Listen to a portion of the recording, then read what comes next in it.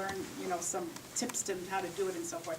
So it isn't that you have to know somebody that's in veterinary medicine or exotic animals, but somebody you know may know that person, and that's what you want to tap into. You want to constantly expand and develop that network so that you can tap into those resources that very often are right here at your hand. So that's a really, and the other thing about that story is that the day before that happened, this student was really frustrated. She wasn't making any progress, and we did an exercise in class that allowed her to cry, actually. She got very frustrated and emotional, and she cried, and the next day this all happened. So it's like, that's the other piece of that frustration and that anxiety when it builds is not usually beneficial.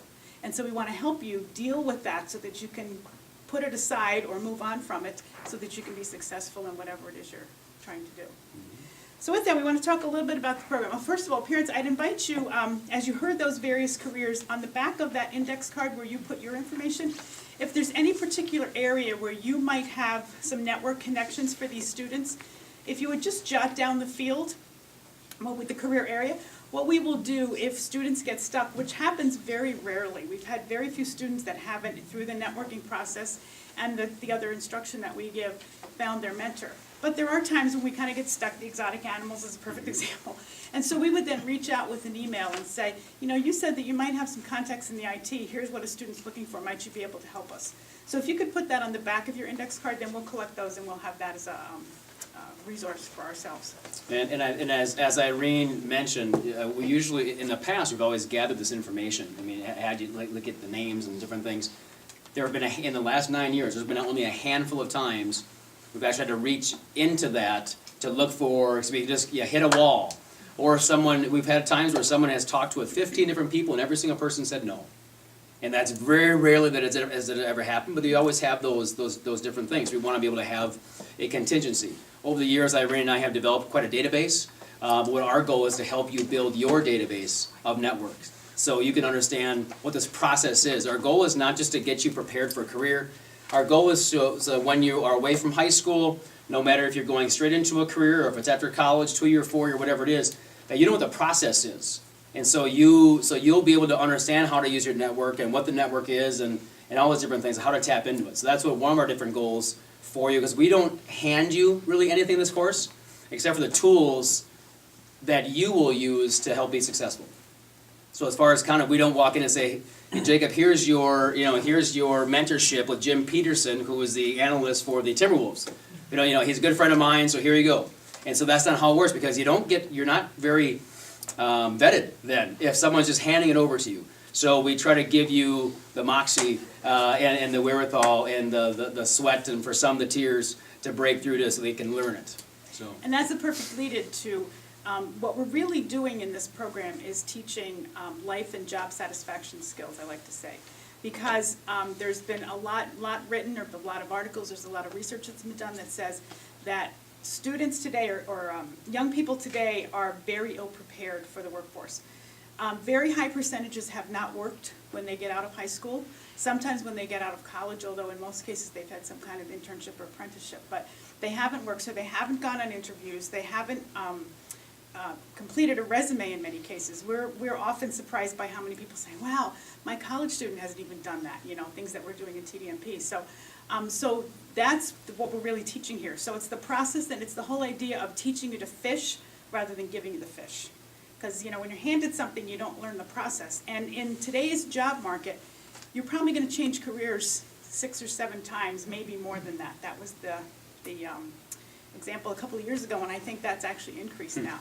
So if you don't know how to do that, I work with actually a lot of people in their 30s, 40s, 50s who haven't ever changed careers. I've worked with a client right now who's 52 years old. He didn't have a resume. I mean, he's been in the workforce. He's had a job for 20-some years. He didn't have a reason to. So you're going to learn those skills so that you are able to be more fluid and flexible in the workforce. And again, the people that go through this and leave say, I mean, it's the best thing I've ever done because I've learned things now that I'm going to take forward very practically. So it's really unique. We really stress the whole idea of independence because it's independent learning. You're the one in charge, student. You're not, when you change your email address, for example, we're expecting that you're going to let us know that. We're not going to go follow you up and say, by the way, what's on the checklist today, okay? We're expecting that you're going to be in communication with us and keep us apprised of what's going on in your world. when you're stuck, when you feel stuck and you're frustrated, we need you to share that with us. And we'll be doing things to help elicit that, but we really want you to take the lead and be the driver in this program. And that's different than you've experienced in high school before. One of the frustrations often in this program is that there's not a checklist, and you don't get 5% for this and 6% for that, you know. It's very independent, it's very student-driven. So, want to add to that? Because that's our biggest frustration too. Excuse me. The students' biggest frustration. Yeah, yes, I would concur, and we can go into more detail when we talk more about the grading as well, so. I just did a little bit of research because I've done work in the realm of helping people in the career area for about 15 years now. And every year the conference board does a survey of how people are satisfied in their jobs. In June of 2014 was the last one. And only 52.3% of people, 52.3% of people are unhappy with their job. And that steadily increased from 1987 when they started this. It plateaued a little bit in the tough economy, went down a little bit, but it's gone right back up now again. People are very dissatisfied. So do you want to be one of those people that dreads going to work every day? That when Sunday night comes, just say, oh my gosh, I've got to go to the office again tomorrow? Or do you want to be somebody that really does your work, your research, so that you find that thing that you really love, that you're really passionate about? And that's a question. I mean, me too. I never worry about getting up to go to work. I mean, I love my job. I love what I do. So this is really, as I said, about satisfaction, life satisfaction and job satisfaction. So this is really a core of this program, founded around or grounded around the idea of the student being the independent person, so that, again, you're building those skills so that when you go out into the real workforce, you're going to have the skills to do that. Let's see what else. I think I covered most of this, actually. Okay, so a few things to think about. Of the process, actually. You're going to be creating a resume, which there's some thinking in the HR world now, I'll say, that resumes are kind of going to become a thing of the past soon, but they're not there yet. So we will have you create a resume. We don't spend as much time on that as we did a few years ago, because it's just not as important anymore. Applications typically today are done online. There's sometimes when you submit a resume with them. LinkedIn is a very important, social media in general, but LinkedIn is a very important tool. We're going to be working with you on that. So there's other ways that happens, but you will do create a resume. You'll be doing some informational interviews. It's required that you do 5, and there's the opportunity to do more than that, which you'll get a lot of time for. But the informational interviews help you understand. We've had students go on informational interviews thinking they wanted to be, one was in medical, and I can't remember what field, but a medical, and she came back and said, yeah, that just doesn't really fire me up. However, what I learned was, I love the idea of being an x-ray technician. So it opened up her eyes to another field of medicine. Okay, so that's the purpose and the point of the informational interviews. We'll be talking about professionalism. We touched on that a bit. Professional dress. And I'll just stop here and say that right away I would encourage each of you to look at what you have in your wardrobe. You don't have to spend a lot of money, but do think about having, you know, maybe a pair of black pants for the guys, or a pair of khakis are fine. Maybe a black pants or a skirt for the gals. Just a nice blouse, something that's got a professional tone to it. Because the things that you wear to school are not what you wear going on informational interviews. There are some workplaces where probably jeans and t-shirts or sweatshirts are appropriate, but you don't ever go in an interview that way because you don't know. And you don't always, you never want to be underdressed. You always want to be showing your professional side. Once you learn the culture, then that may change. So look at your wardrobe now so that you have some time to kind of prepare and think about what is it that I might need to be equipped to go on those interviews from a dress perspective.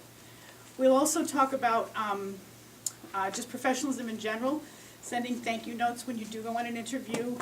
We'll do some phone etiquette practice, so you'll get practice in actually making phone calls, which for most of you students is probably really scary most of the time you do, because you're not used to being on the phone.